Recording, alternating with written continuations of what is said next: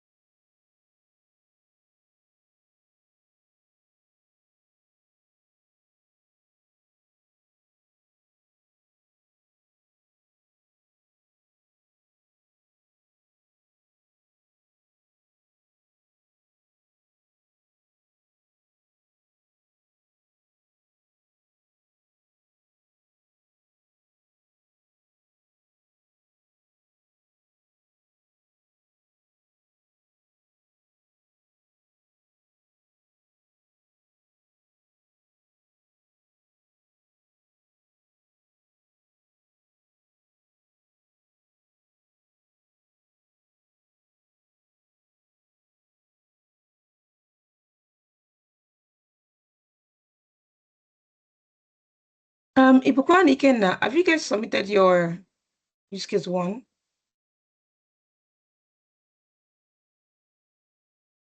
I've not submitted mine. I was stuck, but I reached out to someone on the group, Tonya, who had similar issues. So I should be submitting it before 1 o'clock today. Okay. Ikenna, what Yeah. about you? And Susan, have you submitted yours as well? I know Benjamin has submitted his own this morning. No, not yet, but I'll submit it soon. Ikenna and you? No, I haven't submitted. I submitted the poll. I was stuck somewhere, but I'll give it a try again. All right. You can also ask in the group chat, or reach out to any one of those other people that have done theirs privately if you are shy. No, it's not. Yes, I'm open to accent, but I think it's more of my computer problem because I wasn't getting any error. I was getting errors before, but I found a way around it. Then it stopped responding. So I think it's more with my computer. But if I try and I don't get any response, I would reach out to people. Thank you. Okay, no problem. All right. So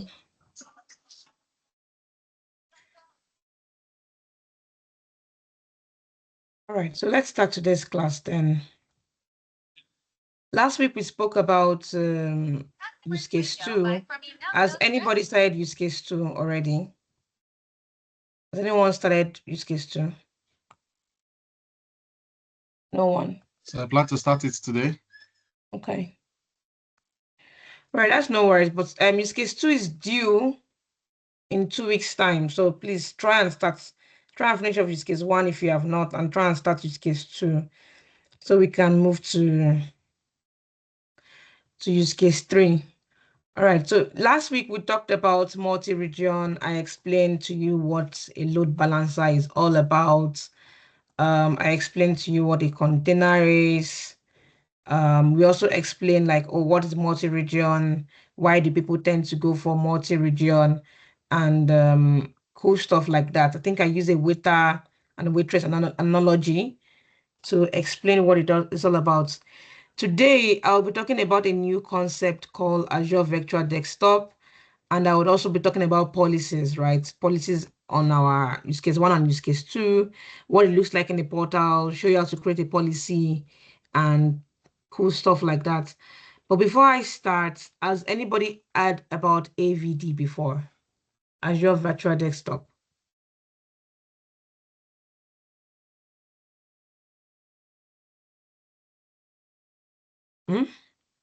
Have we heard of Azure Virtual Desktop before? Yes. Okay. Yes. Not All right. really. So, okay. So, what do you think? What do you think it is? What is it for? Why do companies choose it? Just share my screen.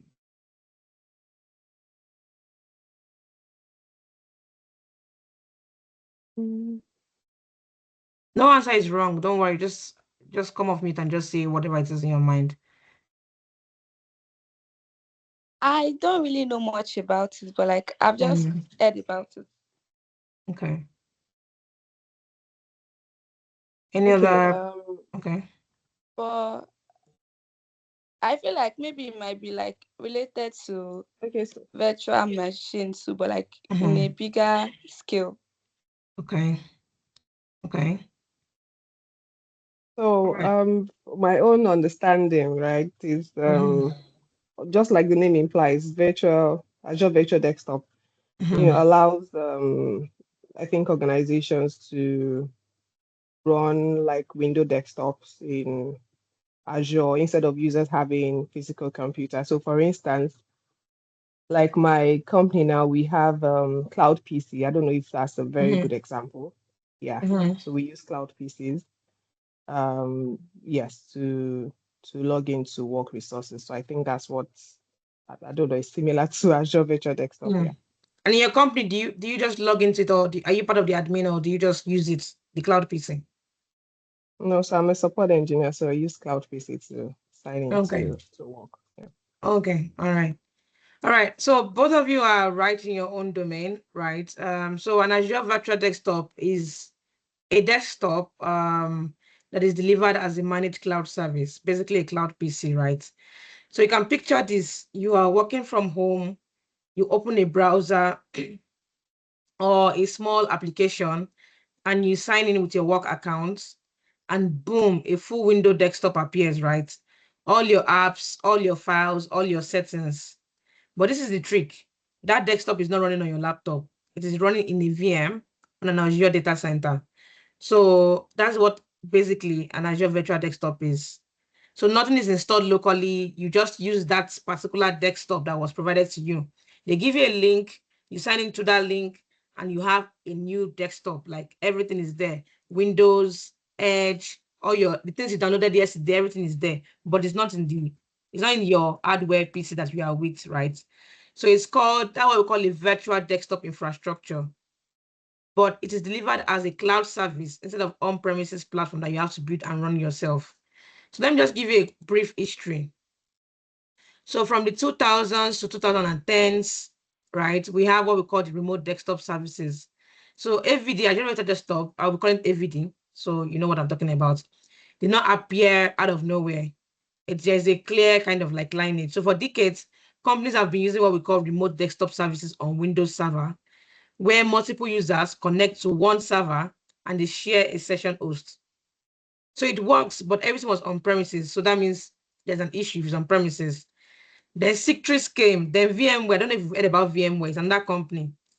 Then VMware on Azure came, and those are the cloud versions of the same idea, but they were still expensive and they require like specialized skills. Then in 2019, Microsoft now said, why don't we do this ourselves directly into Azure? Then that came Windows Virtual Desktop. Then they renamed it to Azure Virtual Desktop in 2021. So today it's a mainstream tool. It's instead of bringing your own device, you are using Azure Virtual Desktop. So now, why do companies use AVD? Which is the main question, like why is Sarah talking about AVD and why should we need to know about AVD as an administrator? So there are major 4 business drivers that I was able to research on. So one is remote and hybrid work. Before COVID, most jobs were office-based, but because of the pandemic, that flipped overnight. People were stuck at home, right? employees want to work from home since then, either from a co-working space or from a different city. I remember during COVID, we went back to Anambra State Self. So people were going back to like wherever it is they were, like they want to be close to the family and stuff like that. So before, the old solution was to VPN into the office network, now remote into your desktop PC. But it means somebody has to be there to help in case there's issue, right? And that means you have companies' data on people's personal devices. I don't know if some of us work for companies that don't give us laptops. Before COVID, companies don't used to give laptop like that too. It's always desktop in the office, right? That you have to use before COVID. But now companies give out laptops, but then companies don't give out laptop. It has to be desktop in the office. You leave your house 8 o'clock in the morning, you arrive in the office 9 o'clock, you use the company's computer, you go back home. Nowadays, people carry laptop home and all this kind of stuff, right? So AVD now says, forget that desktop in the office. Your desktop now is Azure. You sign in from any device you have. It can be Mac, it can be Chromebook, it can be iPad, it can be your personal laptop, and get a secure connection. That's one of the reasons. The second reason again is BYOD, that's bring your own device. Some people like to use MacBooks, but the company is using Windows, right? So some people have like their own personal, some people build their own personal computers as well in their own house, the cooling and everything, right? They don't want to be carrying company's laptop up and down. So again, the old VDI could not support it, and that's another reason why people use AVD. For example, imagine somebody that is traveling a lot for the company's business and they have their own device. So that's another advantage of using it, right? And for IT, people in IT, this is very huge. There is no need for you to be shipping hardware to new employees. You don't have to be chasing laptop when somebody quits. Where's our laptop? We don't need laptop back. You don't have to do all those stuff, right? You just provision an account, give them a link, they sign in, and boom, they have a new desktop on their PC, right? Their own personal device stay clean, no corporate apps. Even if the person loses their personal device, the company is not panicking because only the person that can sign in can have access to the company's device, right? The third reason again why people use AVD is to replace, obviously, on-premises VDI. So a lot of large enterprises spent millions over the years building VMware in their own data centers, hundreds of servers, dedicated VDI engineers, capacity planning meetings, which means like, do we have capacity for this particular use case? So it's very expensive, which means like every time you have to change the hardware, you have to change the server 20, who is still using server 2012 now? No one, right? So that means you have to use server 2019. After a few years, you have to change to server this, you have to change server that. But with cloud, that changes a lot. You don't have to buy servers. You just rent those particular virtual desktop per hour, right? If you need more capacity, maybe more employees for a particular period of time, right? You just scale up more session hosts. You don't need like to go and start buying new servers as well. So that's another advantage or another reasons company are using it. And the final driver is legacy application delivery. So many enterprises have, again, apps that still run on Windows Server 2012 or earlier, but they've already moved to the cloud. But those applications can only run on those particular servers. So you can easily spin up a server like that on Azure and give them like access to that server. So a real example would be like a bank that has a trading application built in 2005. That app still brings revenue every day, but it only runs on Windows Server 2008.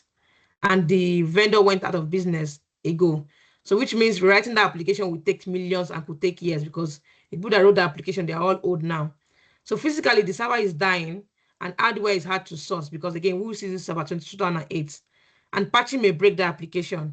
So with AVD, you are able to run that legacy operating system as a session host VM in Azure.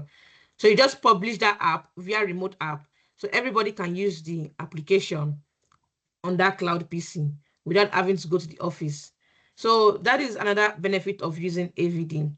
So do we understand what AVD is and why we use AVD? Or was I too fast? Yes. Okay. So now I don't think I have anyone open. It's a bonus task on our use cases.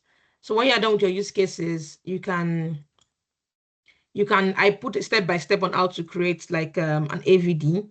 So you can test it out and see what it looks like as well. If you want to, it's a bonus task. It's not a must do, but it's a nice to have. But let me just show you, Obum. Yes. Sorry, I wanted to ask, does AVD have an offline mode in case the user uses access to the internet? What then happens since everything is on the cloud? It has to be connected to the cloud, yes. But we have what we call the AVD local. But that one is for people that don't have access to, they're not connected to they're not connected to Microsoft Cloud. They have their own local servers as well. But that one, you still require a little bit of internet or a little bit of connection to be able to access it. So that would be like a disadvantage to that. Does that answer your question? Yeah, thank you.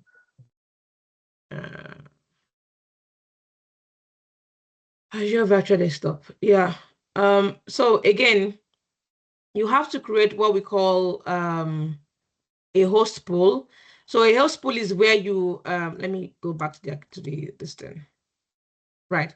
So a host pool is a collection of session hosts of a VM in one region. So it's like a container where a group of like plenty VMs, right, are in a particular region within the same configuration, while a host itself is an individual Azure VM running Windows. So that's where the usual desktop session actually runs. Now, when you are deploying AVD, you can either deploy it as a full desktop or just an application. So some companies can deploy it like a full cloud PC, like, okay, we have access to this particular PC, or just only an application. So it can just be like, okay, when they log into that particular link we give them, they only see the application. They cannot see we'll hide every other thing. They can't see Edge browser. They can't see Chrome browser. They can't see anything. So depending on the company's use case. So if the company's use case is that they want to give that user, maybe a user that's working for them in Nigeria and they're in the US, they can give that person like a full desktop, right? But if the person that is working for them already has a company laptop, right? So that's when they now do remote app. Maybe there's an application that still run on Windows Server 2008 or 2012 that they need to be controlling. They will now give them remote app. Same link, but somebody else may have desktop. That person may only have remote application, right? So that is an example of, that's what the application group is about. That's just two of them. Then we have what we call the workspace. So the workspace is like a front door. The user signs in and sees all the assigned desktops and apps in one place. And finally, we have what we call FS logics. So this is what stores the user profile and follows them between session host VMs. For example, if you want to log into your PC, you can always see your normal PC as you are right now. You can always see something like what's it called? Login as this particular user. I don't know if we've seen that before, or switch user. Let me see if I can bring it up. If you go to your current PC right now and you go to your name by the far left, you can always see sign out, switch user, that kind of stuff, right? So sometimes this PC, we have two types. One is persistent. That means you're the owner of that desktop every time. Only that has that particular desktop. It's more pricey, right? It's best for developers or engineers, right? Then there's what we call the multi-session, which means many users have the same VM. So the user lands on whatever VM is available. I don't know if that makes sense. For example, let me say a company has like 200 staff, but they only created 10 VMs, right? Which means 20 people will share one VM, right? That's the math, right? If you have 10 VMs and 200 users, that means 20 people will share one VM, right? Yes. Yeah, 20 people will share one VM. So that means 20 people are sharing one computer. Imagine one person, you see how it's saving costs. Instead of you having one laptop per user, imagine giving them one VM and 20 people are sharing that VM, right? And that's where we now have what we call breadth first or depth first.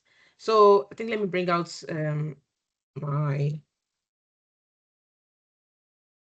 this thing so I can explain to you what it looks like. Whiteboard.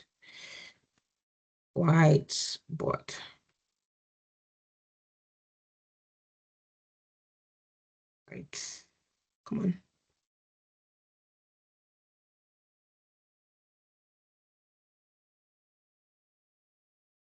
Okay, let me use this is long I've used this. All right, so now we have 20, we have a company that has like 10 VMs, like 200 users, right? So 200 users. So that means 20 people will share the 10 VMs, right? So I'm just going to use 2 VMs as an example. Or let me use four VMs so that it's easy to explain. I'm trying to explain the multi-session and how it works. So we have 2 ways of deploying. As an Azure admin, you have to think about your architecture.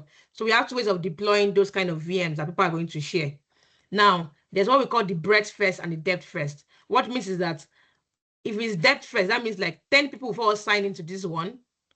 After 10 people have signed, that means this one is full, Abi. 10 is the highest number of people that can sign to this VM.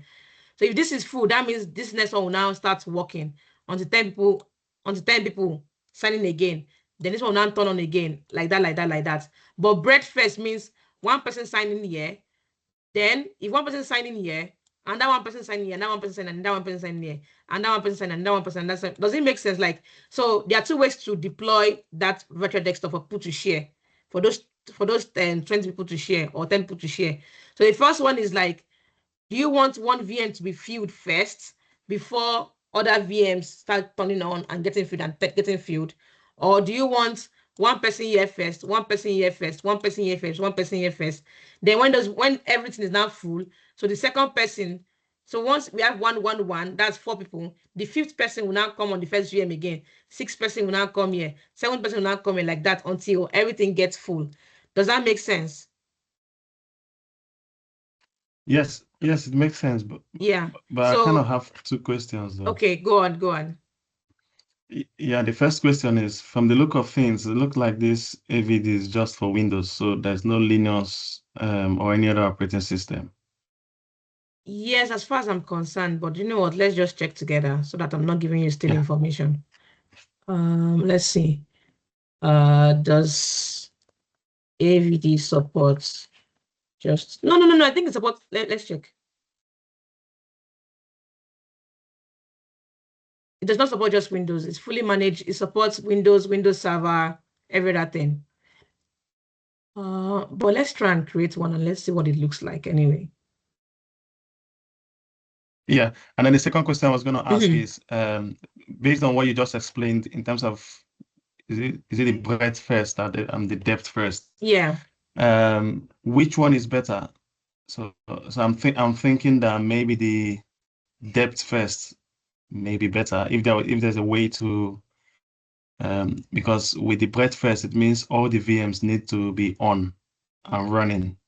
But if we do depth first, is there a possibility where we keep one VM on as it's approaching the limit, then the second one turns on and just like that? Yeah, again, I don't know if you understand what I'm trying to say.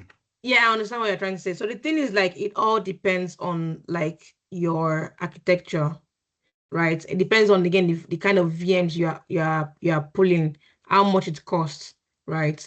So everything depends on, again, that's why as an admin, you're the one that's going to make that decision. I'm not going to say that this one is better or this other one is not better, right? So it depends on the architecture and what you see going on in your organization. How often do people sign in? How often do people use this stuff, right? But again, to me personally, I would think breadth first so that the VM is not slow. Like, or you can even have like a kind of like 2 kind of like pools running around that maybe like, okay, during weekend, we follow this pattern. During the weekdays, we follow this pattern. So again, the architecture depends on the Azure administrator, right? These are the things you have to design before you even start implementing. Do we want to do breadth first? Do we want to do, how heavy is this VMs? Or how many things do we expect them to download? This is based on CPU usage as well. So you need to check the kind of VMs you are creating. Can it really host 10 people at once without having issues? If so, then yeah. But if not, then let's just use everything 1-1-1-1, 1-1-1-1-1. At least by the time those ones are getting full, we know that okay, someone may sign off, someone may have finished their this thing again. Again, if you have companies, people that are working from different regions or different locations, okay, not okay in the morning, people from Nigeria will log into this session more, so there will not be more people in the US. So everything still depends on the company and like whatever it is your company decides to do. So there is no Microsoft makes available. So it's not your choice as an Azure admin to make that decisions, and there should be reasons on why you make a particular decision. So this is going to be based on how the company is being structured, and that's going to be your personal decision. Again, not just personal, like with your teammate, obviously. So it's not an answer I can give that okay, this is better than the other, but they just know that they're available, breadth first and depth first. So again, this is the pool I was talking about. If you want to create the pool, again, normal thing, resource group, give it a name. You want to give evaluation environment, yes or no. Then this is what I was talking about, desktop or remote app. So if you want them to have the full desktop view, you choose desktop. If you only want to be a remote app, you choose remote app, which means they will not see all these windows, they won't see browser, they won't see anything, only the application you put that they will see. Okay. So again, this is where you now choose the pool or personal. Personal means one-to-one. One person have that computer, right? But pooled means like they are sharing, like people who are going to share the what's it called? People are going to be sharing the computer. And this is why you now put like, okay, this is the maximum. If it's 10 people, right? The maximum number of users that have session on that session host. So again, in our use case, it's 20 people, right? Because it's 200 users and 10 computers that want to create. Then this is now where you now create the VM yourself. So if you want to add a virtual machine, this is where you add the virtual machine. You give it a name, like maybe AVD something or something like that. It's going to now like creating the AVD 010203 etc. Right? And this is where you now select the image. So this is your answer to your question. These are all the available images we have. Unfortunately, I think you are right. It's only Windows, but we have servers. Windows 10, Windows 11, and Windows Server. That's what we have. But I think you can also bring your image as well. But I'll answer that question on the chat. Okay. I think you should be able to create other images as well. Yes, because if I choose, let's try and choose one image. Where is Ubuntu? I'm not seeing Ubuntu here. They're all no. Yeah.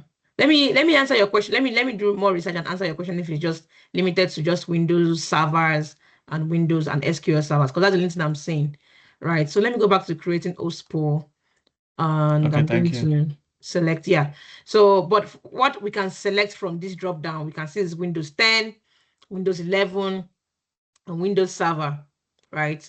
But I will check back for you to answer to your question.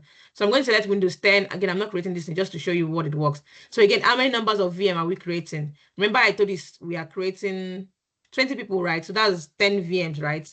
So we're creating 10 VMs. So this is where you create the 10 VMs as well. And again, all these other things are the things you've done in your use case. One, you choose your virtual network if you have one, your network security group type, all these are the things you do in use case one. So can you see how all those use cases are linking together? Because in use case one, you were able to create just an Ubuntu, a Linux VM, right? Using virtual network, using the security group, all those stuff. But again, you're still creating a virtual desktop here, or you're creating a VM here, but it's a separate name, it's called session host here, right? But they are still all virtual machines, right? And so this is where you now connect to either if you have an on-premises Active Directory, which I spoke about 2 classes ago, on-premise Active Directory and an Entra ID. So this is where you select Entra ID or Active Directory for them to join as well. Again, this is where you now select also the admin accounts, so you can be able to troubleshoot anything that goes wrong as well. So this is where you create everything, and boom, after you create it, you can also create a workspace. If you have a particular application that you want it to be deployed automatically to those virtual machines that we selected, that's where you do that as well. And again, this is just management, and you can still do other things like turn off a VM like every 10 p.m. or something. So you can still go to that host pool, select a particular host machines and still manage and monitor it, right? So this one I have 2 virtual machines that I cannot connect to because they have issues or something. So this is an example of one that I created like years ago. So I have 2 virtual machines in this particular host pool, and I have 1 application group as well. So I can always start the host pool and is going to start all these session hosts and make it available for people to be able to sign in, people that are in my company to be able to sign in to that particular VM. Does that make sense? So if I have workers that are in Nigeria, for example, instead of me sending them a PC, paying money, shipping costs to buy PC, how much is laptop these days? It's quite expensive, right? I can just do this, but you have to be connected to the internet, right? So that's an example of like what companies use virtual desktop for. Any other question? Any question? Yeah, that's clear. Okay.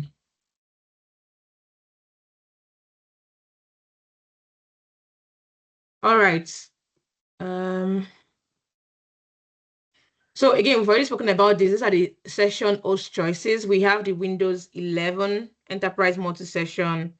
It allows multiple users to share one Windows 11 VM. It behaves like normal Windows 11. In fact, you will not even know that somebody else is using that particular PC with you because of that thing we call FSLogix. So that FSLogix is what stores your information. So even when next you sign in and you're signing into another particular VM that you don't know, the user don't know, you still have all those your downloads and all your data are still being stored because of FSLogix, right? So that's how it works, right? And how do they sign in? So they can either sign in through the AVD client, either on Windows, through the browser, on your Mac, or even on your mobile phone. You want to also ensure that they can authenticate via Entra ID. And there's some conditional access policies you can also put in place, like, oh, if this person is in Nigeria, don't let them sign into that particular cloud PC. If they're in Iran, don't let them sign into that particular PC. If they're in US, don't let them sign into that particular PC, right? So that is basically a summary of what we said as well. So again, user clicks a desktop or your app. It can either be pooled or personal. Personal means it's only you that have that particular VM. Pooled means many people are sharing that that VM with you. Okay, so that is just a basic explanation of what AVD is. Again, the use case is in our GitHub. You can play around with it. I put like step by step on how to do it as well. Again, generated by AI, so there may be some errors, but just let me know if you have any issues. So now let's go to security. Why do companies entrust AVD with sensitive workloads? So can someone come off me and tell me in security perspective now, why do companies use AVD based on my explanation so far?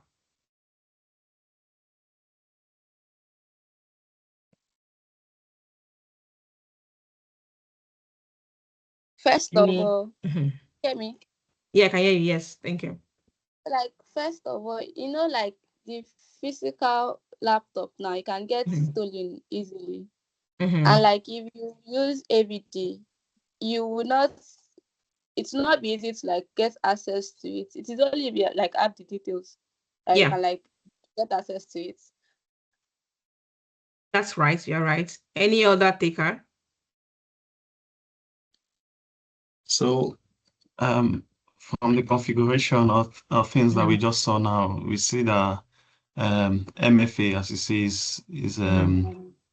is compulsory. Another one is they authenticate either with Entra ID or AD. Another one is basically the administrator can centrally control all those VMs. So which is also easy. I mean, there's also a negative side of it in terms of security too, but at least it's easy. They can centrally control all those IT configurations and all those things. Yeah, both of you are right. So the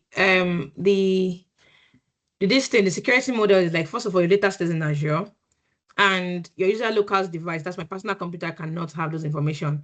There's even a place you can go to even remove copy and paste. So they can't copy from their local PC to that PC, and they can't copy from that PC to your local PC, if that makes sense. So as an Azure admin, you can configure it in a way that they cannot even copy something, right?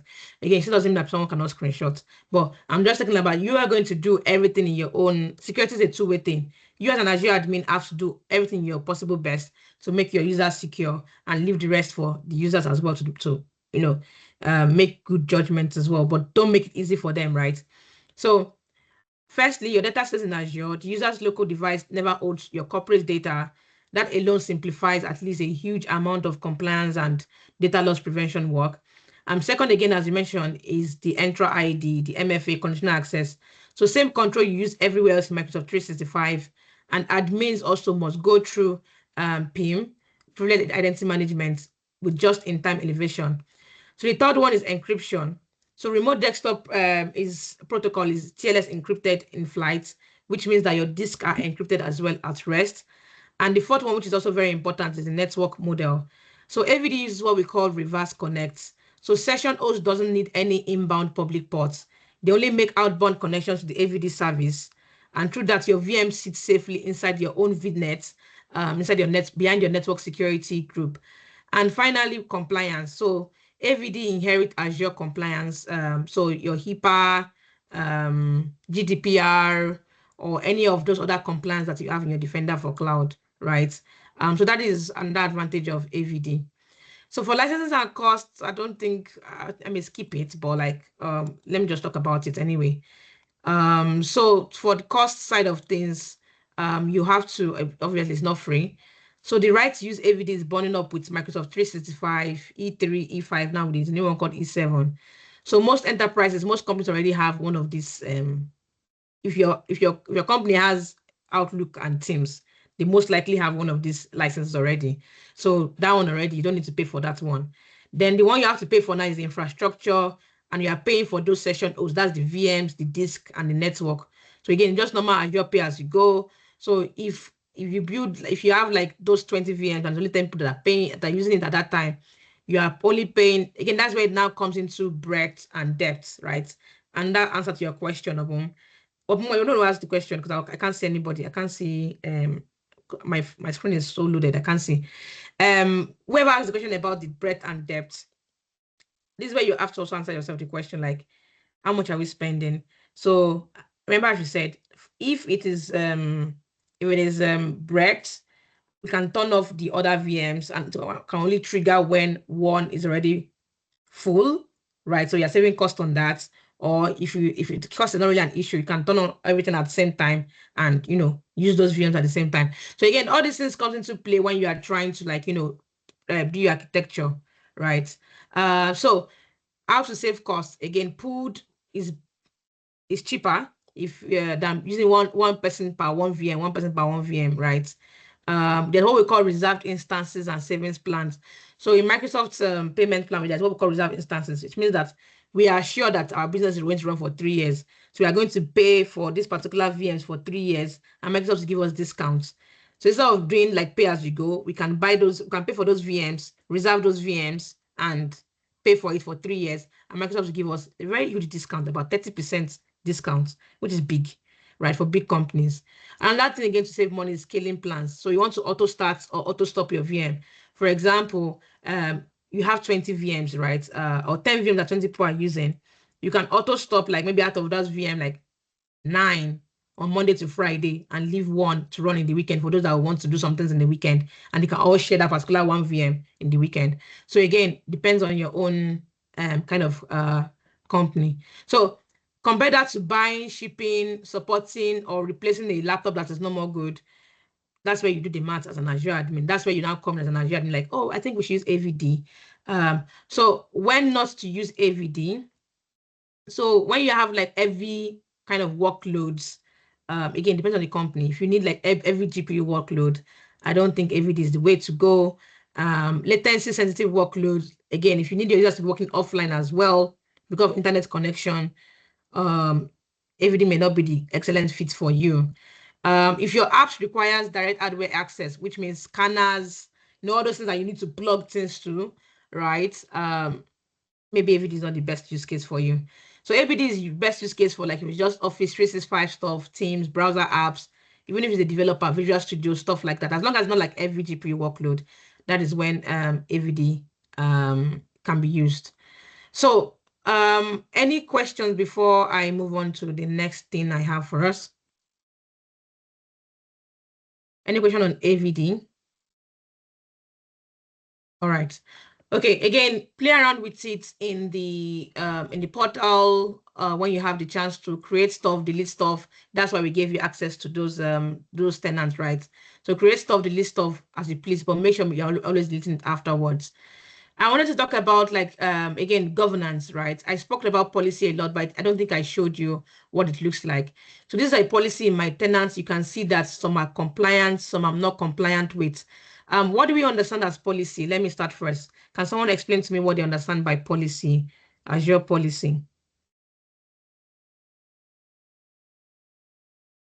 Anyone? Come on, I know you know what it is. It's policy. I'm sure we know what policy is. Can someone come off mute and tell me why? I don't know I don't know the right words to use for it, but I know that it's like will I say law or restriction that you put in your account to either allow people to do certain things or stop them from doing certain things. Yeah, that's basically what it is. It's like kind of like putting like a standard, enforcing a kind of standards in your organizations. And who can tell me like what an example of a policy would be in respect to like Azure? Just think about the policy that you think that can be in respect to Azure, based on all the use cases you've done so far. Or based on use case one, since only use case one and most of you have done. I think an example of policy. Network security grouping. Okay. We categorize as one where you allow you set rules for inbound traffic and outbound traffic. Yeah, no, you're right. So policy again is where you as an Azure administrator have to come in and design a specific kind of policy that your organization needs to adhere to. And again, there are still some regulations. Like if you see I have ISO PCI, there are still some regulations that again, some organizations need to follow, like healthcare. There's some regulations that they need to follow, like law. There's some regulations that they need to follow. So this is where you want to check as well after assigning it in Defender for Cloud, like, are we following that particular policy, right? And Microsoft also have what we call their own benchmark policy, right? That can be assigned to users. And this is where you can deny or allow policy. So I'm just going to give an example. Let's try to assign a policy together. So the first thing I'm going to choose is a scope. Now, the scope can be at the tenant group level or at the subscription level or at the resource group level, okay? So I'm going to choose as a subscription level. I have two subscriptions, my developer test subscription and my production subscription. So I'm going to choose the developer test subscription. I'm not going to choose a resource group. I want it to cascade down to all the policy. What it means that all resource group under dev test, is going to inherit all those policy. So I'm going to select that policy, or let me just choose prod anyways, that's fine. I'm going to choose a simple policy. And let's look for the policy definition. So we have thousands of policies, right? But I'm just going to search for one tag, a very simple one. So what I'm going to choose is require a tag and its values on resources. So this is what I'm going to choose, right? So this means that anytime anybody create anything in my environment, they must put a tag, and I'm going to enable the policy. Next thing again you want to do again is parameters or tag names. So again, each what's it called? Each policy has like parameters assigned to it, right? 1001 and remediation. So what happens if somebody does not do that policy? Not all policy have remediation tags, but as you as an admin, again, this is where you now put the remediation tags for some policies. An example would be every person should have a particular kind of what's it called? A particular kind of tag. Let's just tag as an example. An example of a remediation for this kind of thing would be automatically add that tag myself, right? But this policy doesn't support it. So there are some that support it, that like if a user creates something, this is how you remediate it ourselves, right? Again, you want to create a managed identity if you want, or you can put a non-compliance message, please put a tag, right? And I review and I create. So hope I don't forget what I created. Please, guys, remind me to delete this stuff.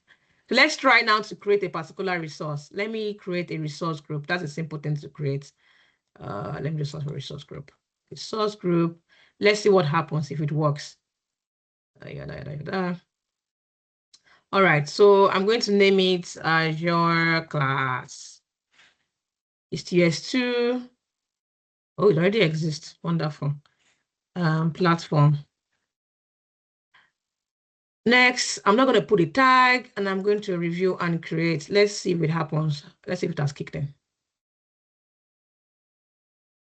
Oh, that's not kicked in yet. All right, let me refresh and try again. Okay, let me create a new resource group, and hopefully it has kicked in. Test Azure class. Review and create.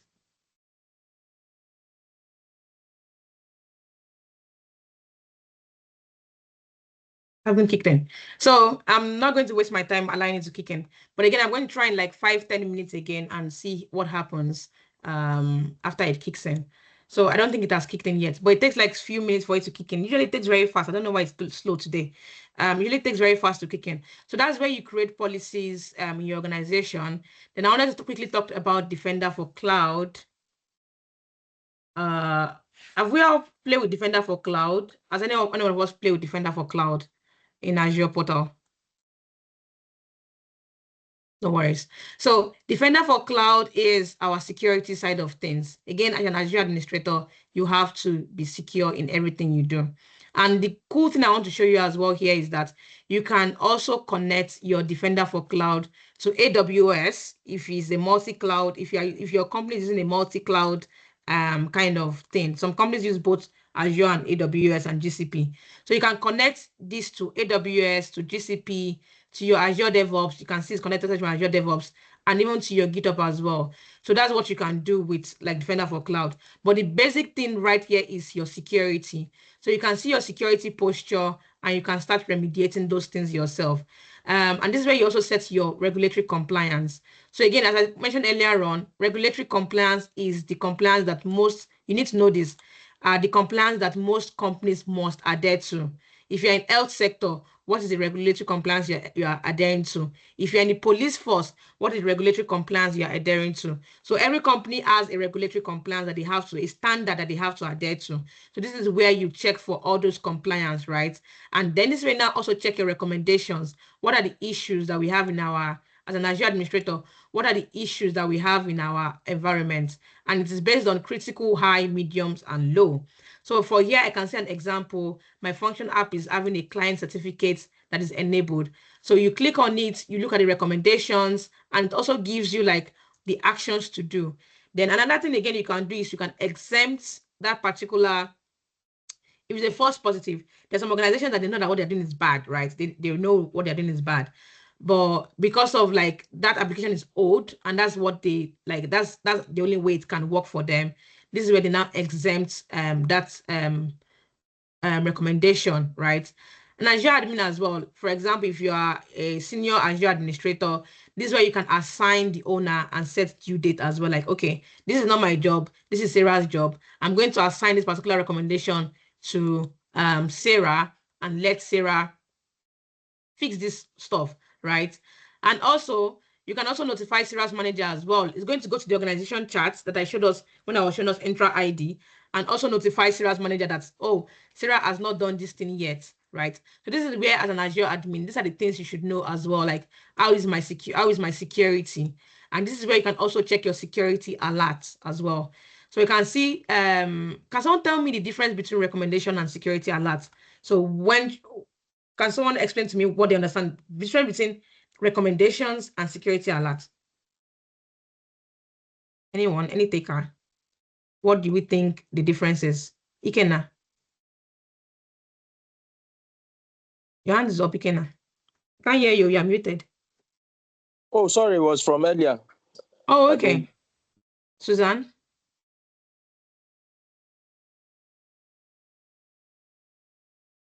On hold. Okay. Does anyone want to try? Suzanne, your hand is up.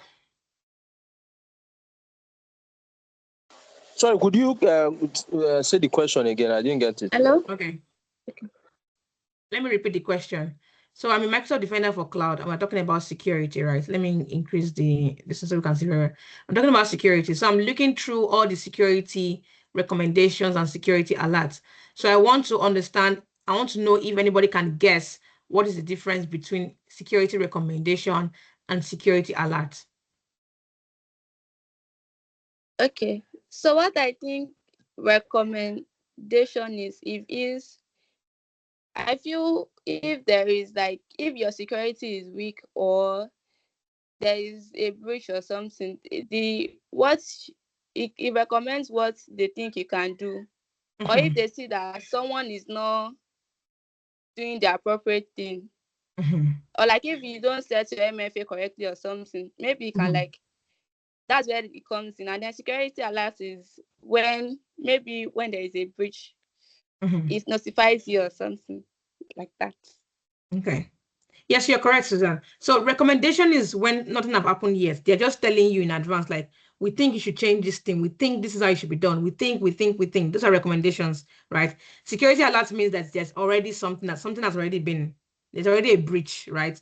And each of the security alerts, there is a severity attached to it. So there is the high, the medium, and the low.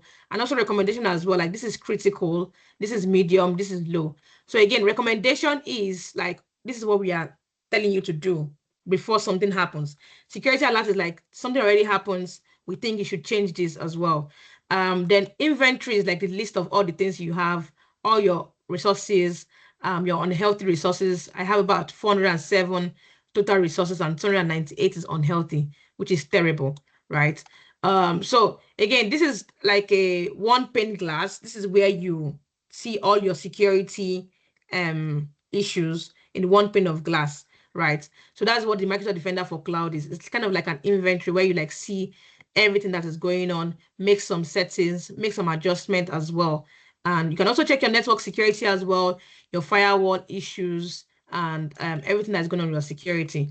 So that is all about Microsoft Defender for Cloud. I know I only have 5 minutes and I wanted to touch on AI, but I think I'll move it to the next class. So let me leave this 5 minutes for questions and answers. So this is the end of use case 1 and use case 2. Just a quick recap of what we've done so far. I've talked to you about Entra ID in one of our classes. I've talked to you about use case 1, a company, what the resource group is, what a container is, multi-region, why people use multi-region, what a load balancer is, what a network is. We've talked about Defender for Cloud, what Azure policy is. I think something else I forgot to mention is monitoring. So again, monitoring is where you check for your network insights, your application insights, your container insights, and something you need to also know as an Azure administrator is how to write KQLs. Is anyone of us familiar with KQL right here? What of PowerShell?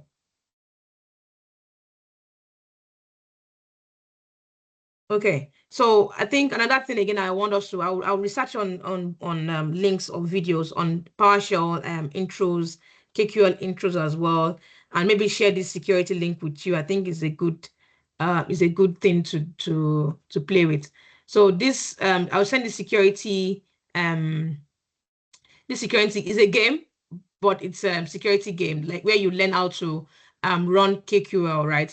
An example would be to run this KQL that is right here. So if I run this particular KQL that is here, where role equals CEO, I'll send out this link and I run this. Let's see what happens.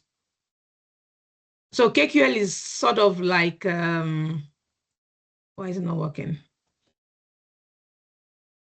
I don't know why it's not working, but KQL is sort of like, if we are familiar with database. So what it's going to run, on this table, like employees table, and look for anybody that the role is in CEO, right? So as an Azure administrator, you need to know all these things. So PowerShell scripting and KQL is an important skill to have. So what I will do this evening, one is to answer your question. Somebody asked me a question about AVD supported machines.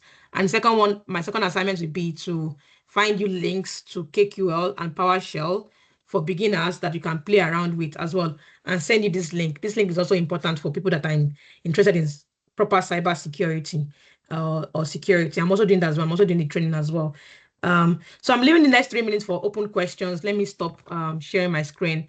So based on use case 1 and use case 2, do we have any questions based on what I've been explaining to us so far? Because our next session is going to be moving pure into AI and AI admin stuff. I will not be going back to infra. It's only going to be AI and applications. So any questions about infrastructure? Any questions, concerns? No question. Wow. Okay. All right then. If there is no question, if you are owing me use case 1, please try to finish up your use case 1 this week, and try to start your use case 2 if you have not started. And if you have finished use case 1 and use case 2, you can do the bonus AVD and let me know. So have a lovely day. Have a lovely week. I think our next session will be not next week. Our next session will be the week after. So some questions may come in later on. Ask in the group chat. I would answer.